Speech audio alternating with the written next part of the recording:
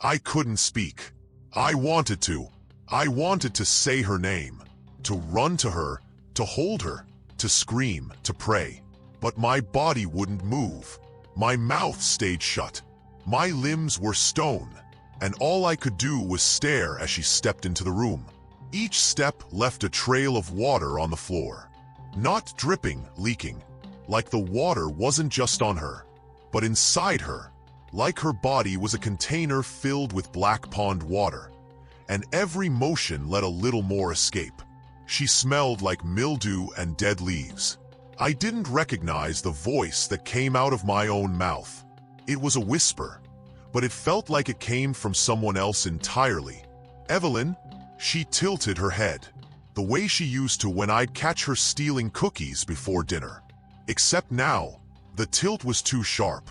Like her neck was rubber. Too far. Too wrong. I've been waiting, she said. The words echoed in the room like they didn't belong here. Like someone was playing a cassette recording through a rotting speaker. I tried to knock.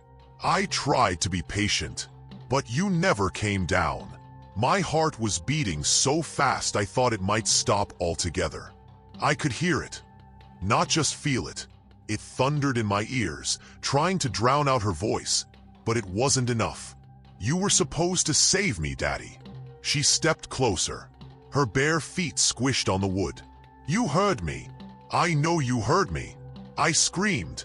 I shook my head. No, I ran. You waited. That stopped me.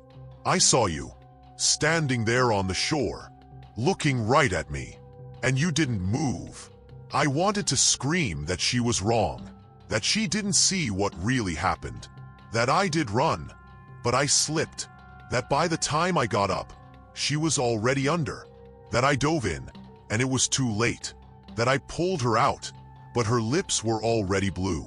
But I didn't say any of that, because deep down, I wasn't sure it wasn't true.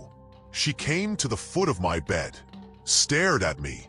Her hair was hanging in wet ropes over her face. Her arms were too long.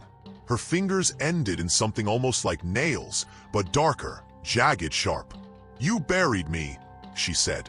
I swallowed. We had a funeral. She smiled again, wide, ear to ear. And this time, it split the skin at the corners of her mouth. A thin line of black liquid dripped from the tear. You buried the wrong thing. The lights flickered, and the humming started again. Louder this time. A low, droning vibration that came up through the floor, through the walls, through the mattress. My body vibrated with it. My teeth chattered from it. The air felt too thick to breathe. Evelyn, or the thing wearing her, leaned forward. You need to come downstairs now, she whispered. I'm not going, I said, but it didn't sound convincing. It didn't even sound like me. Yes, you are. You made a promise. What promise? To keep me safe. The room went cold. Not just chilly, freezing. My breath clouded in front of me. Frost bloomed across the glass of the window like fingers dragging themselves into the room. You promised, Daddy. And then I remembered. Her birthday. Years ago. We were sitting on the porch. It had just rained.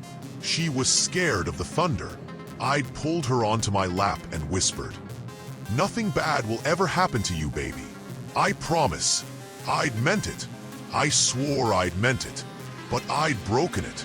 And now she'd come to collect. I tried to move, to stand, to run. But something was holding me down. The air pressed me to the mattress like invisible hands. My arms wouldn't lift. My legs felt nailed to the bed frame. And slowly, unbearably slowly, she began to climb onto the bed. Her knees bent backwards. Her fingers curled into the blanket like claws. She didn't crawl like a child. She moved like a spider. I'm cold, she whispered. It's cold down there. Come keep me warm. I turned my head, gasping, trying to scream. And my eyes locked onto the corner of the room. There was a man standing there. Tall, thin, motionless. I couldn't see his face, only the outline. He was made of shadow, like the light in that part of the room had died around him, like he wasn't just in the darkness. He was the darkness. Evelyn stopped moving. She turned to look at him, slowly, reverently, and then she bowed, like he was a king. And in that moment I knew, she wasn't here to hurt me. She was here to deliver me. The humming grew louder. A roar, a scream under the surface of the world. The walls began to tremble. The floorboards groaned, and the shadow moved. One step forward, silent, effortless, until he was at the edge of the bed. I couldn't breathe. He bent down, and I saw his face. It was mine, but older, hollowed out, eyes like pits full of teeth, skin stretched thin over bone, lips black and cracked and smiling. "You left her," he said, and I felt something crack inside me. Not my bones, my mind.